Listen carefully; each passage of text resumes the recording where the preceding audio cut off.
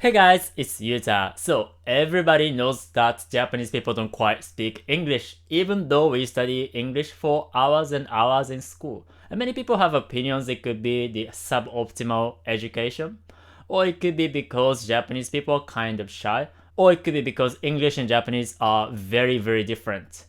But if you look at this from a broader perspective and look at other Asian countries, there's nothing really strange about why Japanese people don't speak English. So here's the three big reasons. Number one, colonization. So think of Asian countries and jurisdictions where English has an official or semi-official status. I mean, in Singapore, Malaysia, India, the Philippines, or Hong Kong, many people speak English as their first or second language. And all of those countries were colonized by Western nations. Singapore, it was colonized by the British for nearly a century and a half. Malaysia again was colonized by the British, and obviously India was colonized by the British. And the Philippines was actually occupied by the United States after the Spanish colonial period. And of course Hong Kong was ruled by the British before. But if you look at East Asia, none of the places except Hong Kong were colonized by Western nations. So in Japan, South Korea, mainland China, or Taiwan, people don't speak a lot of English. So colonization plays a huge role here. Number two, ethnic and linguistic diversity. Again, if you think of English-speaking Asian nations, they tend to be pretty ethnically and linguistically diverse. For example, India, they have nearly 800 languages. And Singapore and Malaysia are also very ethnically diverse, and they have more than 100 languages. And the Philippines, they're less ethnically diverse, but they're pretty diverse in terms of language. And if you live in a place where different people speak different languages, English could be a useful language for communication. It's not like everybody in those countries speaks English every day, but English has an important place in their society one way or another. But in Japan, it's very different. The only official language in Japan is Japanese. But of course, we do have a few minority languages, but pretty much everybody who is educated in Japan speaks Japanese anyway, so there's no place for a common language other than Japanese. And if you grow up in a society where everybody pretty much speaks only one language, learning a new language can be pretty difficult.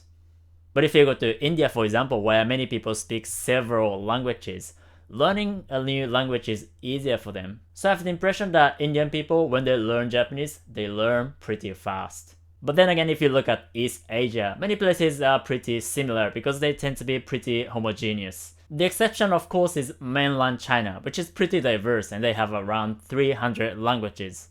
But then again, because of the lack of Western influences and their strong cultural identity, there doesn't seem to be a place for English. Actually, many Asian languages, including Japanese, are very strongly influenced by Chinese. Number three, economy.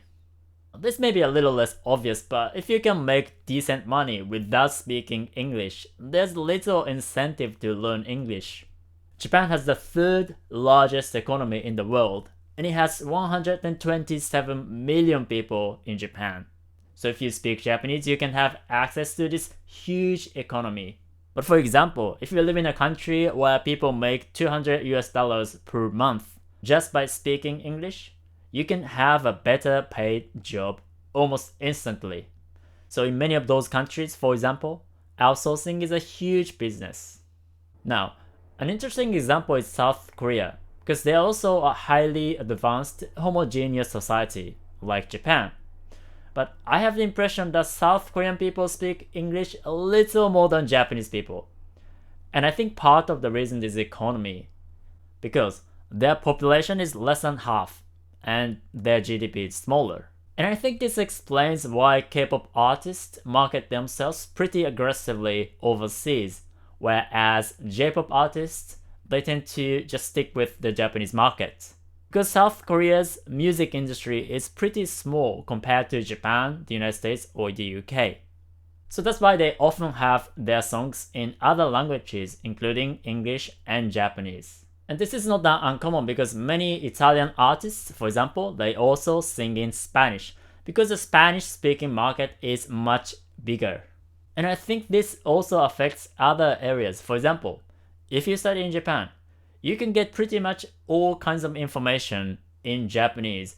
So if you go to a Japanese university, for example, all the study materials are in Japanese.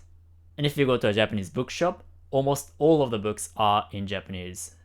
And you can read about pretty advanced or academic stuff in Japanese because often it's translated into Japanese.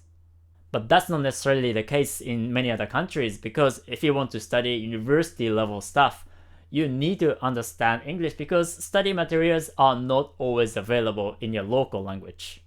And many of the semi-English speaking Asian countries I mentioned before, higher education often takes place in English, which is completely different from Japan.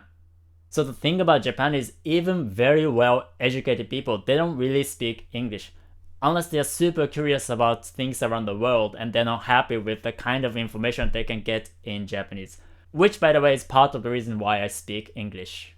So, considering those reasons, there's nothing really special about why Japanese people don't really speak English. And this is not just Asia, because from this perspective, you can perfectly explain Africa. Because many African countries are diverse and they were also colonized by Western nations. So many African people speak English, French or Portuguese, depending on who colonized them. So this means that if you want to come to Japan, learn about Japanese culture, and make Japanese friends, you need to speak Japanese. And if you want to learn Japanese with me, I can send you some free Japanese lessons by email. So click the link and subscribe to my email group, Japanese with Yuta. Alright, see you guys soon. Ciao, ciao!